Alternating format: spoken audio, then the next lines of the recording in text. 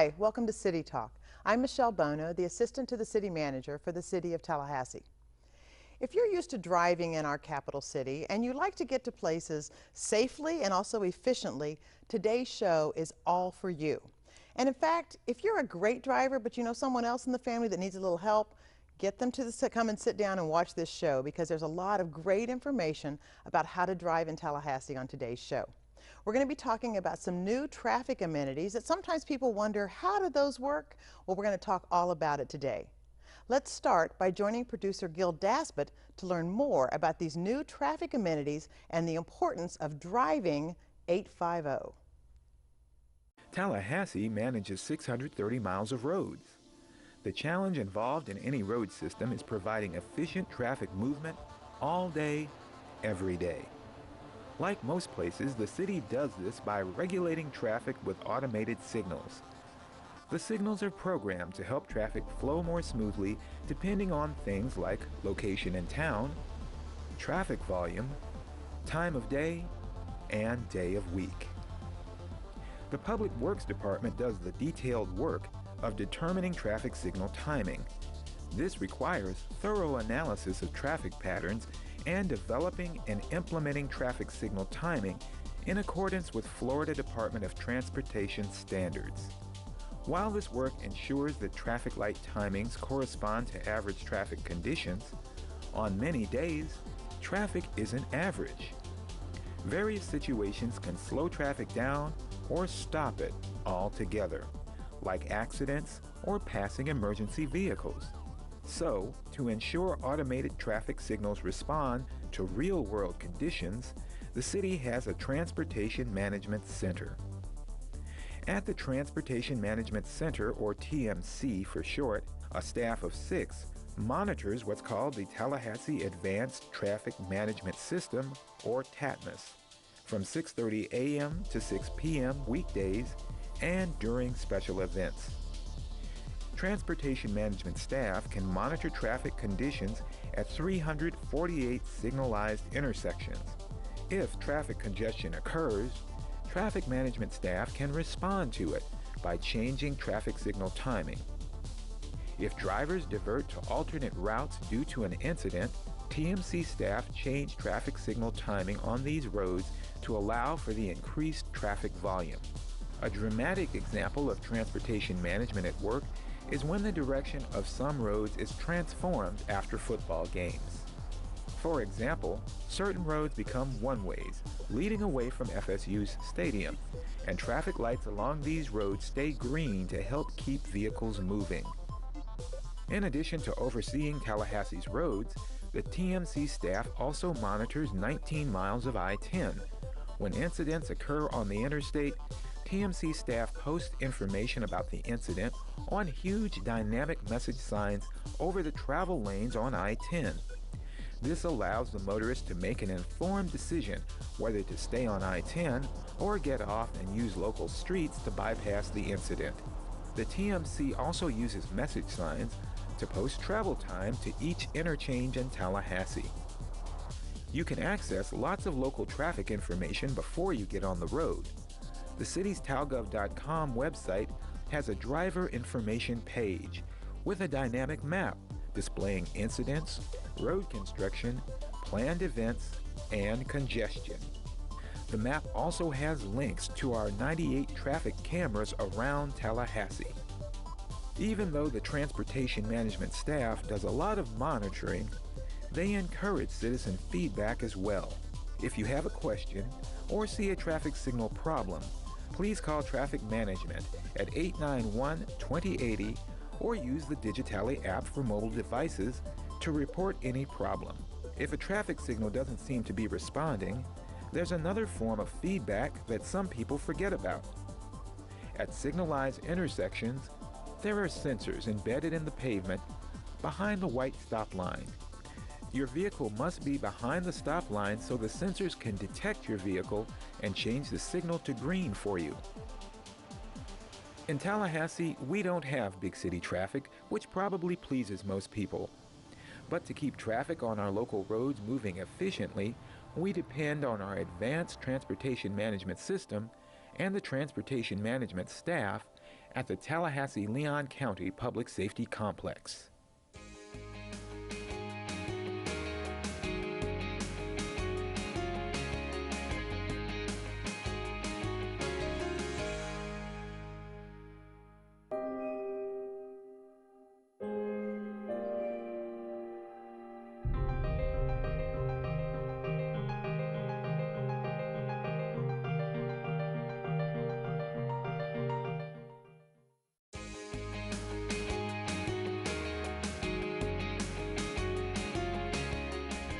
Hi, welcome back to City Talk. On today's show, we're talking about driving 850. Now, 850, yes, that's our area code. So it's focused on driving in Tallahassee. And we're starting the show with the two traffic experts in the city of Tallahassee. It is my pleasure to welcome Alan Sechrist, and Alan, your official title is Traffic Mobility Manager. That is correct, Michelle, with the Public Works Department. Outstanding. And Wayne Bryan, you are the Signal Systems Engineer, correct? Correct. Also Now, with Public Works. And I know that you're the person who's in charge of our traffic management system. We'll come to that in just a minute. Tell me a little bit first, and so our guests know, what do you all do in your jobs? Tell me a little bit about it. With my position with the city's Public Works Department, we manage the traffic mobility group. We do traffic studies, we run the traffic calming program, we do development reviews, and we try to make we deal with citizens with traffic complaints or traffic suggestions throughout the city and county, and just to try to make it better for the public. Okay. Now, Wayne, how about you? Well, I manage the traffic signal operations group, which is the signal systems down at the public safety complex. And then we also have technicians that maintain the traffic signals that I manage. And I want to go ahead and jump to this. Wayne works at the coolest place. It's our new public safety center out there by Tom Brown Park, where they have all kinds of cameras and equipment that helps keep the traffic flowing. We'll come back to that in a minute. So one of the things when you talk to anybody in Tallahassee that they talk about is, well, how are our roads laid out? Kind of what was the plan? How did we get to where we are today with roads? Which of you want to tackle that one? I've got an idea. Okay. I think the roads were originally put in with wagons and horses. Okay. So they must have took the idea of the wagon wheel and created our road network. 'Cause Well, it's just like a big wheel with a bunch of spokes coming in. Okay. Correct, with downtown being the center of the wagon wheel, and then all roads leading to downtown Tallahassee. Okay. I'm originally from Kansas, so in Kansas everything's laid out on a grid where it's, north, south, east, west. Here it all just kind of funnels into the downtown. That's correct. A grid is much more effective and easier to coordinate the traffic flow. I would imagine. Than our But it is our city, it is our system that we have here. Other question that we get all the time from folks is, I would like to get up in the morning and drive to work and get green lights all the way in. Does that ever happen? 5 o'clock in the morning, maybe. Okay. Yeah, we coordinate the signals, and it's there's just so much capacity there, and once the capacity fills up with vehicles, it's very difficult to do that, though. I have had that opportunity where it's maybe 9:30 after the rush hour and you hit all those green lights, whether for me it's Thomasville or somebody saying, hey, I came in off of Monroe and I hit them all the way in. But tell me a little bit about how do you decide how much time different traffic gets? Because people will say, well, it seems like the main roads get more time. That's by design, correct? That's correct. It's really a factor of volume, just sheer volume of traffic. We do studies at each intersection. We actually count the number of vehicles at each intersection about every other year, and then we distribute the green time based on that volume. Okay. Now, one of the things, too, that people will ask about are these new traffic amenities. We're going to talk about them all over the show today, but the first one is a roundabout. What is the benefit of a roundabout? And sometimes people say this is new. In fact, I understand they've been in other countries for decades. Talk a little bit about what's a roundabout. A roundabout is an intersection treatment, just like a traffic signal is, but a roundabout offers many features that or different types of features that a signal does not, such as roundabout, it reduces the number of conflict points that you have at a traditional intersection where you're entering the intersection either on a through lane or possibly a left turn lane or a right turn lane. Typically, most of our roundabouts here are one lane. We do have one two-lane roundabout, so you have one lane entering an intersection. So it drastically reduces conflict points, which therefore equates to reducing crashes, therefore making an intersection safer. Okay. One of the things that we've heard every time we've put in new roundabouts, initially people are usually a little hesitant. You know, it's something new, it's something different. But every time we've put them in and we've done surveys and asked people, they love them once they're in. Wayne, why do you think people like roundabouts? The reduction in delay is one of the main things. They don't have to get up there and wait for a light to turn green. There's so many times when you come to an intersection and you've got a red light, but there's nobody else there. And it's so nice at a roundabout when there's nobody else there, you just take the right of way. Okay. Right. Another thing we've done are bike boxes. I know we've worked with you all on this too. Tell a little bit about what are bike boxes. Bike boxes is another intersection feature that highlights bicycle safety at an intersection. Okay. Typically at an intersection with a bike box, the bike box goes in an area between the crosswalk and the stop line where vehicles are supposed to stop. As a bike lane would feed into an intersection, if a cyclist is hit, facing a red light, gives them an area to be out in front of the vehicles, to be seen and visible, hence being directly related to increased bicycle safety. Well, and there's so many more people riding bikes, and I think that'll be a continuing trend. You said something really important there about the stop bar. Describe for people who say, what is that? What is the stop bar? The stop line or stop bar is the white line across the street. It's the point that you're supposed to stop before if you encounter a yellow or a red intersection. It's the spot where you are supposed to stop. And I'd like to add, you need to stop there in order for the sensors to detect your vehicle so that the light will turn green for you. That is a great point, because I have people say, I sat at this intersection and the light never turned green for me. Tell us why. You get that complaint, I'm sure. And I see it all the time. They're sitting out there on top of the crosswalk instead of behind the stop line or stop bar. So we actually have sensors in the pavement? That is correct, behind the line. And the reason it's there is a lot of our lanes you turn right on, and you don't want to bring the green up if somebody's turned right. So when you leave that stop line, the detection goes away and the traffic signal won't change. Okay, that's a really good point to know. Remember to stop behind the stop bar. I've had people tell me that, boy, we ought to be pushing that as well, because people need to know and understand that, so that's really helpful. I've actually seen, I guess everybody's probably seen, people that pull beyond it, and when there is no traffic there, they pull back behind it, because those folks know that they need to signal that timing. That's correct. Okay. What about this new concept? This is relatively new for us, back-in angle parking. Who wants to tackle that one? I'll take that one. Backing angle parking is a relatively new concept here to Tallahassee. It's been recently installed on Gain Street with all the new student housing developments, and the backing angle parking is it's to enter the backing angle parking is similar to parallel parking. You have to, as you're approaching an open parking space, you have to signal. And and hopefully hope that the car behind you is paying attention. Is paying attention, right, and sees your signal on, and that you're gonna that you may be backing into a parking space. But it's going to be a learned maneuver for the motorist here in Tallahassee. And once you get into your back-in angle parking space, it's more safer for you to exit the parking space to get back into the flow of traffic. Because you can actually see the traffic coming. I hate when I have pulled in and you have to back out and you're inching out hoping nobody hits you when you're inching out. That's correct. And also, once you're in the space, if you're in a vehicle, a parent or possibly just an adult in charge of some kids, your door swing area is actually going to block small children that would potentially have the opportunity to run out into traffic. So Right. it's also a safety feature with that as well. Great point. I've also seen those over by Cascades, and it's really easy when people are loading stuff out of the back. You're right there at the sidewalk. You're not having to load it out into the street. So great new idea. We're not going to get into too much with you guys talking about pedestrian crossings. We're going to talk about that later on. But Wayne, I want people to know a little bit about how do we manage this. Tell us what happens at your traffic center. What are you guys watching? When are you there? Why is that important to Tallahassee? Currently, we're working from 6:30 a.m. to 6 p.m. Monday through Friday. Okay. But a contract that we're going to be signing with Florida Department of Transportation is going to change our hours to 5 a.m. to 9 p.m. Monday through Friday.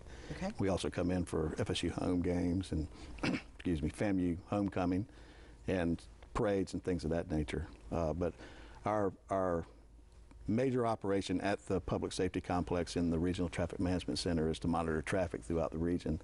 We have 98 closed-circuit television cameras around town that we look at all the city traffic signals with.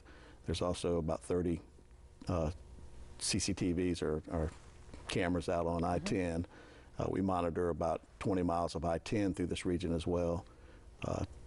Well, and the great incidents. part of that, too, is that when you guys are sitting there and you see an accident and no traffic's diverting to another road, you can change the signal timing right then. That's right. We have fiber optic communications with the majority of our traffic signals, so we can make a timing change at the intersections and it take effect that cycle and allow us to try to move some additional traffic through the area. Outstanding. Well, we always like getting home or to wherever we're headed quickly and safely.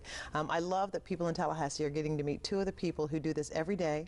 Some of us all like to think we're traffic engineers. My husband, myself, my parents, everybody you talk to, you guys are the professionals. We appreciate what you do, and thank you for helping us know a little bit more about these new traffic amenities. You're welcome. When we come back, we're going to show you some really clever, interesting, maybe a little edgy public service announcements about these new traffic amenities, and you're going to hear from some experts about what the Tallahassee Police Department's doing and how we're communicating that message. Stay with us.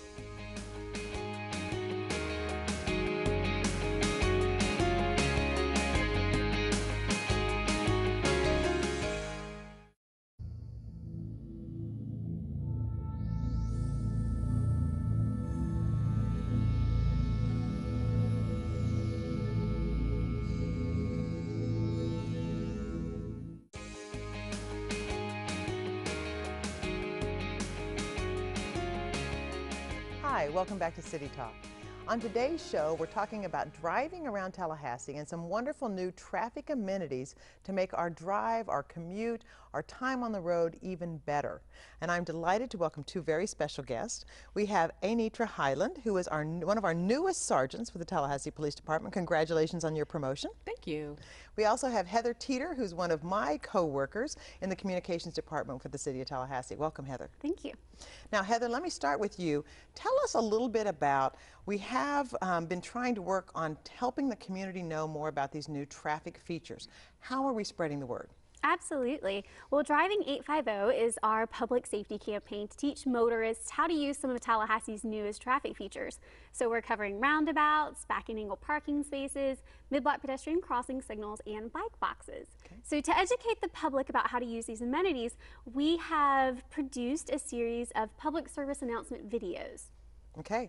Now, I know we use someone who is a driving instructor. Everybody wants to know, who is Kip? Who is the guy we're going to show in these videos? Absolutely. Kip is kind of the center point of our PSAs. He's actually played by a local gentleman. His name is Robert Stewart, and he's an actor here in town, and so he embodied our Kip perfectly for the PSAs. And a teacher as well, I understand. Absolutely.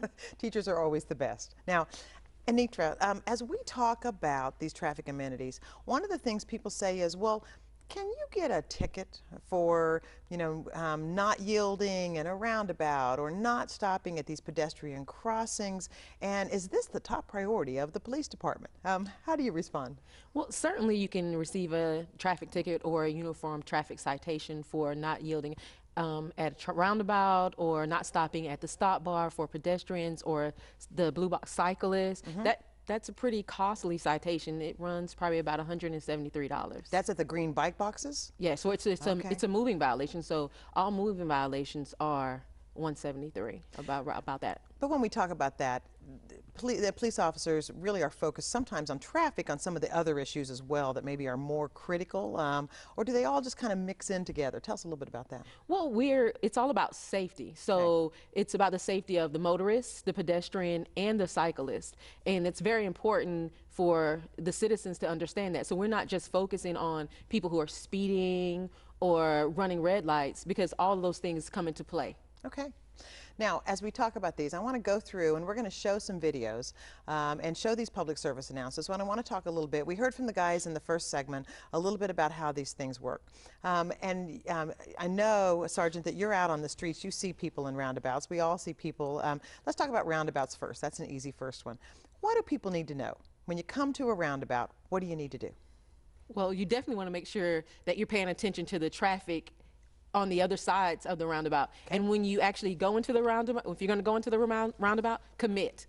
Don't get to the roundabout, get halfway into the roundabout and stop, because there's traffic coming from other directions as well. And you definitely don't want to stop, because you don't want to cause a traffic crash. I have been in a roundabout where a person went into the flow and then stopped at every point in the roundabout. That is not, and Heather, I know you've talked about this, that's not how it's designed to work. That is not how it's designed to work, exactly. And to echo Sergeant Highland, yielding is key. Not a lot of people know, or some people get confused about motorists in the roundabout have the right of way. So when you're coming up to that yield, make sure you look both ways and kind of gingerly go in, and then, like Sergeant Highland said, commit. Okay, let's start by watching this PSA about roundabouts. Now, as you approach the upcoming roundabout, I want you to slow down. You have to yield to the other cars in the roundabout because they have the right of way. Now, once the coast is clear, you just ride on into the roundabout and go around until you find where you want to exit. Now get into the roundabout. Give it some juice. This is fun! Visit talgov.com. So that was roundabouts. That lady looked like she was having a good time in the roundabout. Yes, she was. She was. Although I promise you, she was going the speed limit. Are you sure? I'm sure. Because she was really having a getting good it, time. yes. Okay, so let's jump to the next one. Let's talk about back-end angle parking. The guys talked about that, that is kind of like parallel, but actually a little bit easier. Heather, tell us a little bit more. Absolutely. When you're approaching the back-end angle parking space, you turn on your signal, alerting the motorist behind you that you wish to back in. Pull past the space a little bit and then just back in. It's really fairly easy once you've done it. You've done it 1,000 times. It's so much easier than parallel parking for most people. So when people say, oh, it's like parallel, no, 1,000 times easier. I have seen, and we heard some feedback, because people who try to get into the back-end angle parking going forward, it's very difficult because you have to make a crazy move to try to do it, and you can get a citation for that as well. So I guess in terms of people knowing about it, where do they find, Heather, some of these back-end angle parking? Absolutely. Back-end angle parking is on Call Street between Whitehall and Conradi Streets over by the Atomic Coffee. Okay. And then we also have some along Gain Street, kind of near Woodward Avenue where that roundabout is. So in front of the deck and all of that new student housing in that area. Okay. The first time I saw the back-end parking was at Cascade Park. Yes, ma'am. And I was just like, oh, that's interesting. It is, and it takes some getting used to, but once you've done it, I think Heather's right. So let's see what our public service announcement has to say about back-end angle parking. Let's try parking. I want you to park on the right. What kind of parking spot is that? Oh, this is a back-end angle parking space. How do I use it? Pull past the space, turn on your blinker, and back it up. What? Yeah, you just back it up. Oh, Okay. You're backing it, you're backing it, you're backing it up. You're backing it, you're backing it, you're backing it up. Stay between the lines, you're backing it up. Visit talgov.com. Well, he made that look pretty simple. Backing it up, backing it up. I think we have the wrong people in that PSA. We have the two of you all. I would have been B-boxing. Okay. That was going to be my part. I like that part. But they did make it look easy. Okay, so we talked earlier about bike boxes, and you got my attention when you said, oh, I can get a traffic citation for that. I do not want to go into the bike boxes. But people that haven't seen them say, I saw this green box on the road. What's that about? The important thing for motorists to remember is just get behind it. As long as you stop behind that stop bar or stop line and don't enter into the green box, you're golden. Okay, and we talk about bicyclists. I think when you think about people that are on bikes, one of the things as a driver that's tough is you don't always see them. And so when you come up to those intersections, to be looking in your side mirror to say, is there a bike coming up alongside me, particularly if I'm going to turn right? You've got to know where those bikes are around you. I like the fact that they get in front of me, and then when the light turns green, they go first, and then I know they're safe and I'm safe. Have you gotten any feedback from people about bike boxes? I think what happens is people do those rolling stops as opposed to actually stopping. And what you're supposed to do, all four wheels on your vehicle are supposed to come to a stop. And if you actually did that, you would, you would more likely see the cyclist coming up. So if they're in the green space, green box, and you're stopped, give it a few seconds. Don't just go, yeah. I mean, you can that's a pretty hefty citation as well, Absolutely. not stopping.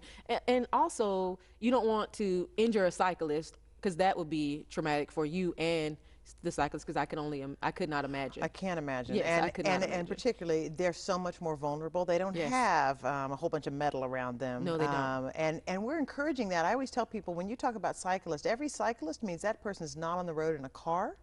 And that is a great thing for our community, for environmental reasons as well as just traffic. That's a great thing. Yes. All right, this is one of my favorites. Let's watch the public service announcement about bike boxes.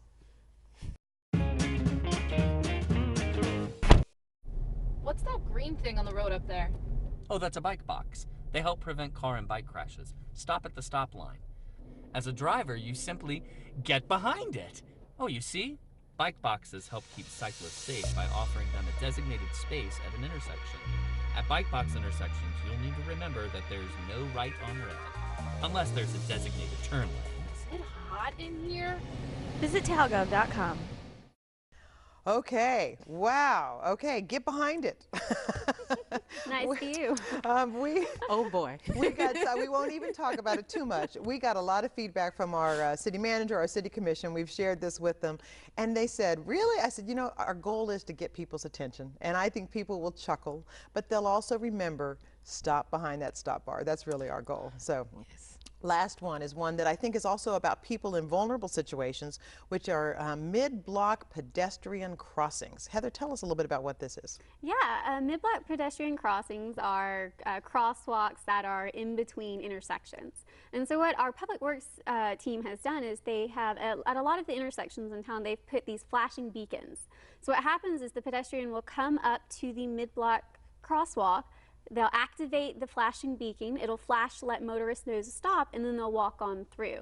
The issue is that sometimes motorists don't stop. And as Sergeant Highland can probably attest to, that is a violation. It is the law to stop if pedestrians are in a crosswalk. Have you seen this? I actually haven't seen it myself, but I know that well, definitely it is the law. You're like, yeah, I know That's that. important. Yes, that is important. And again, you can receive a citation, and I hate to dwell on that, but it is the law, and we have to be mindful again of what's going on around us. You know, I know sometimes we get so caught up in driving, texting, which is against the law, you know, and talking on, and we're so caught up in everything else that we're doing that we're not really paying attention. But again, we have to be mindful of those type things. So, and you can get a citation, and they're not cheap. Uh-oh, it's flashing lights up there. What should I do? You should stop, look, and listen. I said what? You should stop. This is a mid-block crossing. When the lights are flashing, someone wants to cross. So we have to let the pedestrians go. We have to stop. Okay, so you're saying I should stop. Crossing time. Oh, oh. Oh, exactly. oh, oh, or you could stop in the name of lights before you break my heart. Think it over. Visit talgov.com. Important things to tell people, you can find them on Gain Street, you can find them on Thomasville Road next to Red Eye. There's a lot of pedestrian traffic there.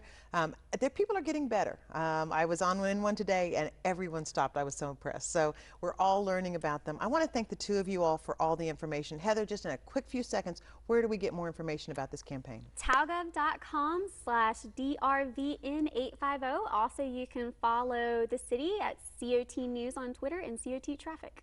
Thank you both so much. And Sergeant, thank you again for being here, because what you all do every day to keep us safe when we're driving around the city, we appreciate that. Thank you for representing our police department so well. Heather, thank you for all your work on this campaign.